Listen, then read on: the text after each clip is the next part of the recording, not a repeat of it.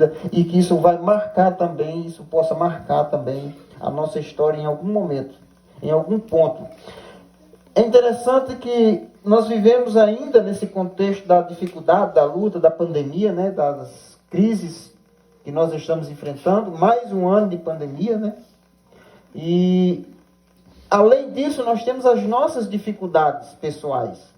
Nós temos as nossas lutas diárias, as nossas dificuldades de relacionamento, as nossas dificuldades de identidade, as nossas perdas, né? Foi um ano de muita perda também. E tudo isso marca a nossa história de alguma forma. Todas as coisas que nós passamos vai marcando esse ano de 2021. Planejamos algumas coisas que não dão certo, enfim. E o que nós podemos fazer quando nós olhamos para esse texto? Quando nós olhamos para essa história, quando diz que eles ainda estavam no Egito, e Deus manda eles celebrar ainda lá. Porque eles não poderiam fazer nada para sair daquela condição.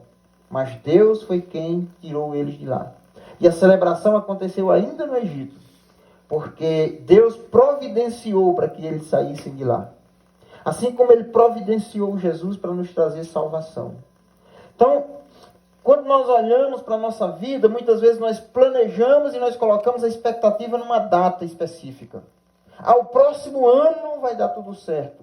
O próximo ano vai acontecer isso. O próximo ano vai ser o ano da fartura. Eu poderia vir aqui e dizer, Deus vai abençoar o seu ano, o ano de 2022. Você vai prosperar, seus sonhos vão se realizar. Você vai, não sei, talvez ganhar mais dinheiro. Você vai realizar o seu sonho, talvez, de uma casa que você queira. Enfim, eu poderia vir aqui e animar, deixar vocês bem animados. Mas talvez passasse ainda da mesma forma, as mesmas lutas, as mesmas dificuldades, porque há uma diferença de mais um ano, de um ano novo para um novo ano, um novo na nossa vida. Porque às vezes nós marcamos, e aí eu vou trazer para uma realidade mais concreta, mais perto de nós. Segunda-feira eu começo a dieta. É final de semana, então segunda-feira eu começo a dieta. Eu vou perder peso, então vai ser... Não, segunda-feira eu vou para a academia. E aí vai. Por quê? Eu estou colocando a expectativa num dia de segunda-feira. O dia de segunda-feira vai ser igual ao outro. Se eu não tomar uma posição, vai acontecer a mesma coisa que já vinha acontecendo. Por isso que não adianta eu trazer simplesmente uma mensagem motivacional, se nós não entendemos aquilo que nós precisamos, como nós precisamos nos posicionar para que as coisas aconteçam. A segunda-feira eu vou caminhar. A gente vai esperando que um dia aconteça. Não é... Tem uma história muito interessante de um rapaz que estava acima do peso, e aí ele estava sem poder comprar, um amigo dele comprou uma bicicleta e deu para ele. Depois de alguns meses eles se encontraram novamente, e aí aquele amigo que deu a bicicleta perguntou, e aí, como é que está sendo? Você parece que ainda aumentou, foi mais uns quilinhos. Não mudei nada, eu estou no mesmo jeito e tal, mas o que houve? E a bicicleta? Não, está guardada lá. Ele não usou a bicicleta, então não serviu de nada. Porque ele não tomou uma atitude, ele não se posicionou diante daquilo que foi provido para ele. E aí eu quero associar com esse texto, porque o texto diz que Deus providenciou para aquele povo a libertação. Eles celebraram a Páscoa ainda no Egito, mostrando que não era aquilo que Deus estava fazendo, não era porque eles mereciam. Era providência divina. E o primeiro ponto que eu quero trazer para que nós façamos do nosso ano novo um novo ano, é nós crermos na providência divina. Porque assim como Deus proveu a libertação daquele povo da escravidão ali do Egito, Deus manda eles celebrarem lá, porque Deus não espera que nós saiamos da nossa condição de pecador para que Ele faça alguma coisa. Não. A palavra de Deus diz que Jesus nos amou a tal ponto... Ele nos amou sendo nós ainda pecadores. Jesus morreu na cruz, não dizendo assim, eu vou esperar que alguém ali saia da condição de pecador, decida obedecer, para depois eu fazer isso. Não, Ele simplesmente fez, Ele simplesmente nos amou. Ele deu a vida para nos salvar, isso aí já está feito. Isso é providência divina para mim e para a sua vida. Então eu preciso crer na providência divina. Porque a palavra de Deus diz que todo aquele que creu, Deus deu-lhe o direito de se tornar filho de Deus. Então ele proveu um cordeiro. Então preciso primeiro acreditar naquilo que Deus fez por mim e por você. Se eu não acreditar naquilo que Deus fez por nós, não adianta de nada do ponto de vista espiritual. Nós não vamos ter essa libertação, essa provisão. Então o primeiro ponto é acreditar naquilo que Deus providenciou. O segundo ponto é tomar uma atitude. Eu preciso tomar uma posição diante daquilo que Deus fez. Se nós olharmos todo esse texto, tem toda uma celebração, tem todo um ritual que esse povo vai celebrar para lembrar daquilo que Deus fez. Então eles precisaram tomar uma atitude. Deus fala para aquele povo, inclusive aqueles que não faziam parte do povo de Israel, que creram e que fizeram isso, eles foram preservados, porque eles acreditaram. Deus nos ama primeiro.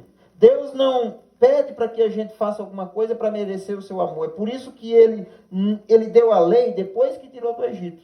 Ele liberta lá no Egito, na condição de pecador, ele provê o cordeiro, ele provê a libertação ainda lá no Egito, mas ele quando tira e quando chega no deserto, na caminhada, ele dá a lei.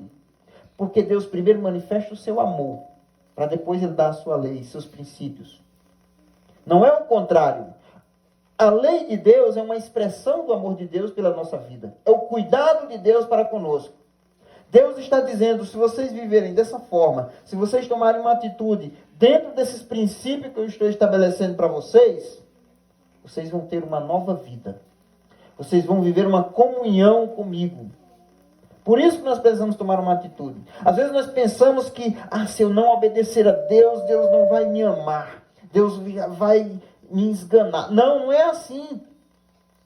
Eu vou simplesmente sofrer a consequência da minha desobediência. Quando um filho desobedece ao pai, o pai não deixa de amar aquele filho, mas aquele filho vai sofrer as consequências da desobediência dele. Assim é na nossa relação com Deus. Por isso que primeiro ele salva do Egito, ele resgata o povo, depois ele dá a lei. Ele está dizendo aqui, essa lei é para que vocês se protejam. Nós vivemos em uma época em que nós temos dificuldade de obediência. Nós assistimos um filme muito interessante ontem. Eu não quero contar muito o filme, porque vocês podem querer assistir e depois vai ficar desinteressante para vocês. Mas é muito interessante aquela história. E o nome do filme é Um Pedido de Natal. Uma jovem, ela diz, não, eu estou cansada, eu não quero essa vida.